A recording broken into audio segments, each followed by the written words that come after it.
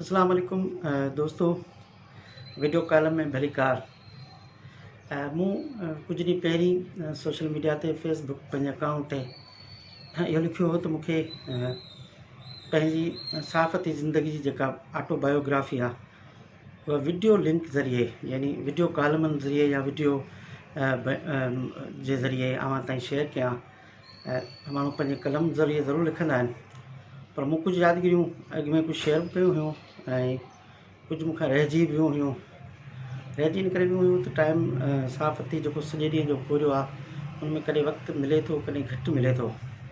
सो मूं सोचियो त काफ़ी शयूं आहिनि जेके अव्हां सां शेयर कयां। ऐं उन में कुझु दोस्तनि जो ख़्यालु हो त तूं पंहिंजी बचपन खां क़िस्त वाइज़ स्टार्ट कर ऐं तूं ॿुधाईंदो वञु पंहिंजे नंढपण जा कुझु किस्सा, यानी जिते जंहिं बैकग्राउंड में तूं पैदा थिए या पोइ जिते तूं एजुकेशन हासिलु कई, पोइ तुंहिंजी सियासत कई, सहाफ़त कई, इहे टे चारि ज़िंदगी जा जेके पास हिसा आहिनि उन सभिनी खे तूं शेयर कर। सो अॼु पहिरियों जेको हिसो आहे मुख़्तसर घणो कोन्हे, उहो आउं तव्हां सां पंहिंजी हिन कॉलम ज़रिए पंहिंजो जेको अव्हां सां शेयर करणु चाहियां थो, वीडियो कॉलम ज़रिए। यानी मुंहिंजी जेका पैदाश आहे उहा 1 अगस्त ऐं 1975 आहे। ऐं आउं जंहिं ॻोठ में ॼाओसि उन नंढो ॻोठु हुयो, उनजो नालो हुयो नसराल। अञा ताईं मूंखे ख़बर न आहे तुंहिंजो नालो कीअं नसराल हुनजो रखियो वियो, पर उन नंढो ॻोठु टंडे बागे तहलके में, ऐं जंहिं देह हुई हुनखे काक सॾियो वेंदो हो। कुझु माण्हुनि जो ख़्यालु हो त राणे मोहम्मद जी जेका काक आहे उहा इहा आहे। ऐं पस मंज़र में बैग में हिकिड़ो असां हिकिड़ो हेठि क्लास जो ग़रीब ख़ानदान यानी मालवंद माण्हू। सो 6 महीना असां रहंदा हुआसीं वञी नवकोट में, नवकोट जे बि भर में, यानी जिते पुराणे हाकिड़ो अची पाण में मिलनि था, उते वरी हिकिड़ी नंढड़ी छाड़ निकिरंदी हाकिड़े जी, उनखे चवंदा फूसना। उनखे अॻियां वञी बंदि ॿधी उन में जेका आहे उहा आबादी कई वेंदी हुई, पाणी खे रोकियो वेंदो हुओ या पाणी वकिरनि उन बंदि सॾींदा। असां 6 महीना असीं रहंदा हुआसीं नसराल में, यानी टंडे बागे तहलके में, ऐं उहे हूंदा सियारे जा ॾींहं। ऐं वरी जॾहिं 6 महीना वसकारो थींदो हो त माल काए असांजा माइट जेके आहिनि उहे हलिया वेंदा हुआ उते हुन बंध ते, उनखे बैराज बि सॾींदा, यानी बैराज जो पाणी वही ईंदो, उन करे उनखे बारेज बि चवंदा हुआ असांजा माइट ॾाढा वॾा। ऐं उतां जॾहिं लाड़ ईंदा त चवंदा हलूं था सिंध, हेॾां चवंदा हलूं था बारेज बंध या बंध ते था हलूं। उते मुंहिंजो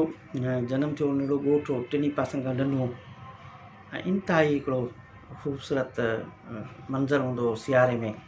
पखी सॼी राति असांजे घरनि तां क्रॉस करे हुन ॾंढ में वेंदा, पर ॾेई पखी वरी वापसि ईंदा हुआ, ऐं पखीअ सां झले वेंदा हुआसीं, मच्छियूं झले ईंदा हुआसीं, माल असांजो अंदरि वेंदो हो।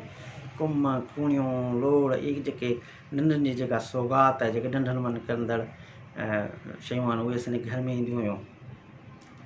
अङण जे ॿाहिरि हिकिड़ो वॾो विकिरो अङण, वण बीठल हूंदा, ॿाहिरि कोठो हूंदो हो, त मेहूं ॿुधियलु हूंदियूं हुयूं। ऐं मूंखे यादि आहे त बाबा जेको आहे मुंहिंजो पीउ मुश्ताक नालो जो, उहो अछी घोड़ी ते हलंदो हो। कॾहिं निकिरी वेंदो हो, इलाही ॾींहुं कोन हूंदो हो, पोइ वरी ईंदो हुयो, घोड़ी अची ॿधंदो हुयो। अम्मा सॼो मेहूं बेहूं ऐं सॼे जहान खे जेको आहे उते संभालींदी हुई। ऐं उहो असांजो हुयो बचपन। यानी आउं 4 भेणुनि ऐं 4 भाइरनि खां पोइ, यानी मूंखां 3 भाइर वॾा हुआ, चौथो माना आउं, 4 असांजी वॾियूं भेणूं हुयूं, मूंखां वॾी भेण हुई मुंहिंजी। उते असां आउं ॼाओसि त हिकिड़ो सीपी साहब पागारे मुरीदा हुआसीं। मूंखे अम्मा ॿुधाई थी त दरगाह रोज़ेधणी ते जिते तोखे वठी हलियासीं, तूं जॾहिं ॼाए त तुंहिंजी उतां झंडि कटाई जेका रस्म थींदी आहे मुरीद थियण जी। ऐं उन दौर में जेको पीर साहब पगारो हुयो शाह मर्दान शाह, आउं तोखे झोली में झलियो बीठी त उहो मथां ज़ियारत करण खां पोइ हेठि आयो ऐं जे तुंहिंजे मथे ते हुन हथु रखियो। ऐं ही घणियूं यादगिरियूं त न आहिनि, पर एतिरियूं यादगिरियूं आहिनि त बाबा मूंखे घोड़ी ते वठी करे बनी ते वेंदो हो, कॾहिं केॾांहुं वेंदो, ऐं कॾहिं कीअं वेंदो। हिकु दफ़ो मूंखे इहो यादि आहे त मूंखे पीर ॻोठ वठी हलिया हुआ, ऐं मूंखां जेको नंढो भाउ मुंहिंजो ॼाओ हुयो ख़ैर मोहम्मद, उनजी झंडि हुई, त धुंधला धुंधला नंढड़ा अक्स मुंहिंजे बाबा जा जेके आहिनि उहे अचनि था। उनमें जेके 2 टे वॾियूं सभ खां वॾियूं जेके यादगिरियूं आहिनि, उनमें हिकिड़ी यादगिरी आहे त आउं जॾहिं नंढो हूंदो हुउसि त असांजे वेड़े में हिकिड़ो नांग हूंदो हो, ऐं उहो नांग माना ॿियनि सां हुनजी अलाए अटैचमेंट हुई या न हुई, पर मुंहिंजो आवाज़ु ॿुधंदो निकिरी ईंदो हो। यानी आउं पंहिंजे घर जे का ॿाहिरि निकिरंदुसि माल जिते ॿधलु हूंदो त आउं त जिते ॻाल्हाईंदोसि उते अची वेंदो ऐं पोइ मुंहिंजे पुठियां हूंदो हुन मूंखे कॾहिं ॾंगियो कखियो बखियो कोन कॾहिं कॾहिं मुंहिंजे पेरनि में अची ऐं वर ॾेई वेही रहंदो मूंखे बि अलाए छो डपु न थींदो उन नांग खां ऐं पोइ काफ़ी दफ़ा ईअं थियो त राति जो सुतल हुअसि अम्मा मुंहिंजी सवल खईं या रिली खईं छो असीं हिननि इलाइक़नि में ईंदा हुआसीं सियारे में त ज़ाहिर सियारे में सॼो ॻोठबो त बट मुंहिंजे हुन हंध में अची सुम्ही पवंदो मां ॾाढी परेशान थी हुन तमामु ज़माने में तमामु घणो हिन तकलीफ़ में हुई त हीउ नांग कंहिं बि वक़्तु मुंहिंजे नाले हुनखे ॾंगे सघे थो ऐं पोइ अम्मा हिकिड़ी वॾी कोशिशि खां पोइ माण्हू चई नेठि हिकिड़े ॾींहुं असांजो उहो नांग मारायो जहिड़ी नांग मोह आउं इलाही रुनसि ऐं पोइ हुन राति मूं मानी कोन खाधी ऐं इहा रोई रोई सुम्ही पियो तव्हां हिनखे छो मारियो